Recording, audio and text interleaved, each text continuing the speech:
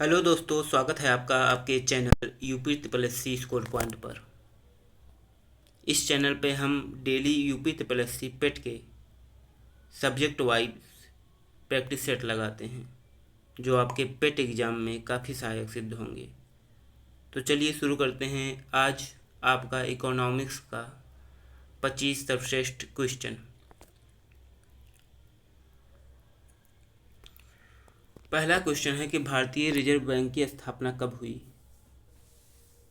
1930, 1935, 1947 या 1950? तो इसका राइट आंसर होगा भारतीय रिजर्व बैंक का स्थापना 1935 में हुआ।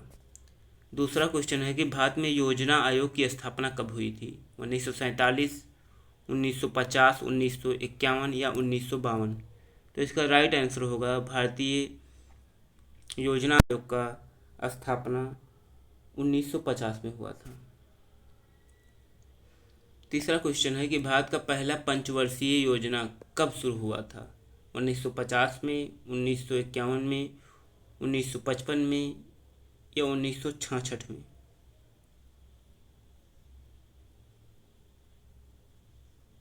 तो इसका राइट आंसर होगा भारत में पहला पंचवर्षीय योजना 1951 में शुरू हुआ था, जो कि 1956 तक चला। चौथा क्वेश्चन है कि हरित क्रांति मुख्य रूप से किससे संबंधित है? दुग्ध उत्पादन से, अनाज उत्पादन से, मत्स्य उत्पादन से या बागवानी से? तो इसका राइट आंसर होगा कि हरित क्रांति मुख्यतः अनाज उत्पादन से संबंधित है। पांचवा क्वेश्चन है कि नियोजित अर्थव्यवस्था का अर्थ क्या है? सरकारी नियंत्रण, निजी निवेश, आर्थिक विकास या सभी? तो इसका राइट आंसर होगा कि नियोजित अर्थव्यवस्था का अर्थ आर्थिक विकास की योजना से है। भारत में जीएसटी कब लागू हुआ था? 1 अप्रैल 2016, 1 जुलाई 2017, 1 जनवरी 2018 या 1 अप्रैल 2017? इसका राइट आंसर होगा कि भारत में जीएसटी 1 जुलाई 2017 को लागू हुआ था। गरीबी रेखा निर्धारण में प्रमुख सूचकांक कौन सा है? जीडीपी, पीसीआई, बीपीएल या जीएनपी? तो इसका राइट आंसर होगा कि गरीबी रेखा निर्धारण में जो प्रमुख सूचकांक होता है वो होता है बीपीएल। आठवां क्वेश्चन है कि भारतीय मुद्रा जारी करने का अधिकार किसके पास है? केंद्र सरकार के पास, वित्त मंत्रालय, आरबीआई या नाबार्ड? तो इसका राइट आंसर होगा कि भारतीय मुद्रा जारी करने का अधिकार आरबीआई के पास है।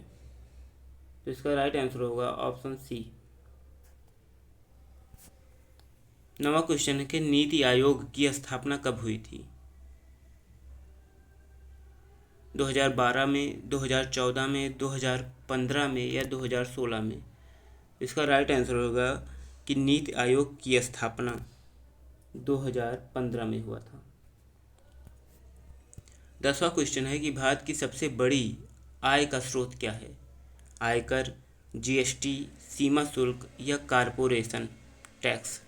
तो इसका राइट आंसर होगा कि भारत की सबसे बड़ी आय का स्रोत जीएसटी है। भारत का राष्ट्रीय आय कौन गणना करता है? आरबीआई, नीति आयोग, वित्त मंत्रालय या केंद्रीय सांख्यिकी कार्यालय? तो इसका राइट आंसर होगा कि भारतीय राष्ट्रीय आय का गणना सीएसओ, केंद्रीय सांख्यिकी कार्यालय करता है। मेक इन इंडिया योजना किस वर्ष शुरू हुई थी? 2012 में, 2013 में, 2014 में या 2015 में? तो इसका राइट आंसर होगा कि मेक इन इंडिया योजना 2014 में शुरू हुआ था।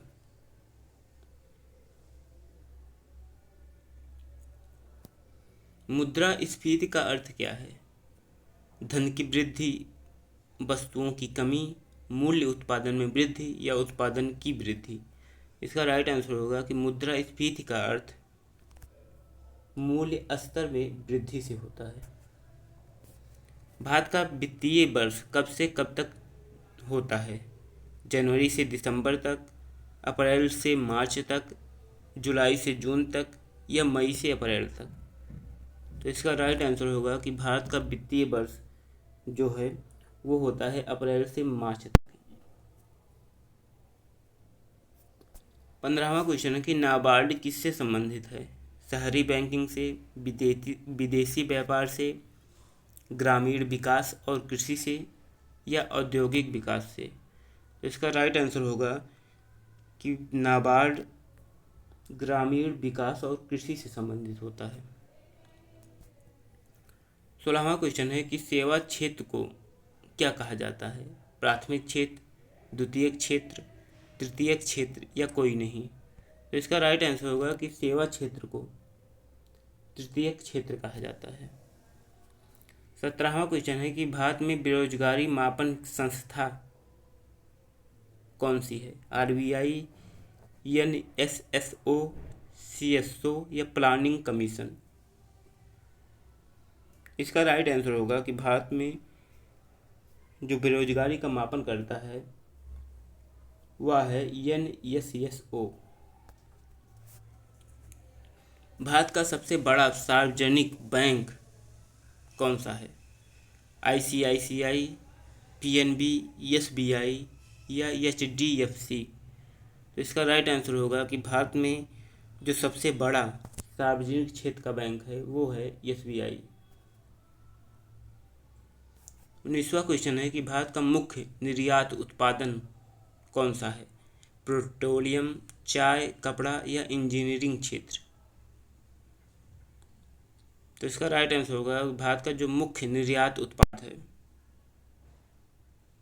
वह है इंजीनियरिंग सामान।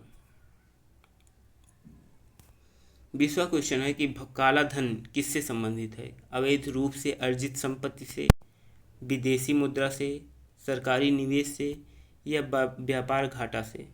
इसका राइट आंसर है कि काला धन से संबंधित अवैध रूप से अर्जित संपत्ति से होता है। प्रधानमंत्री जन धन योजना का मुख्य उद्देश्य क्या है? निवेश, बीमा, बैंकिंग समावेश या टैक्स में छूट। तो इसका राइट आंसर होगा कि प्रधानमंत्री जन धन योजना का मुख्य उद्देश्य बैंकिंग समावेश है। प्रत्यक्ष कर का उत्पादन। प्रत्यक्ष कर का उदाहरण है बिक्री कर, आयकर, उत्पाद शुल्क या सेवा कर। तो इसका राइट आंसर होगा जो प्रत्यक्ष कर का उदाहरण है वो है आयकर। मुद्रा की मांग किस पर निर्भर करती है? कीमतों पर, ब्याज दर पर, आय पर या इन सभीयों पर। तो इसका राइट आंसर होगा कि मुद्रा की जो मांग होती है वो सभी पर निर्भर करती है। उदय योजना किससे संबंधित है? शिक्षा से, रेलवे से, बिजली वितरण कंपनियों से या ग्रामीण विकास से।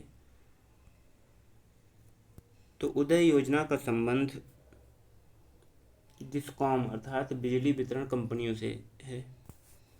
भारत में बेरोजगारी का सबसे सामान्य प्रकार कौन सा है?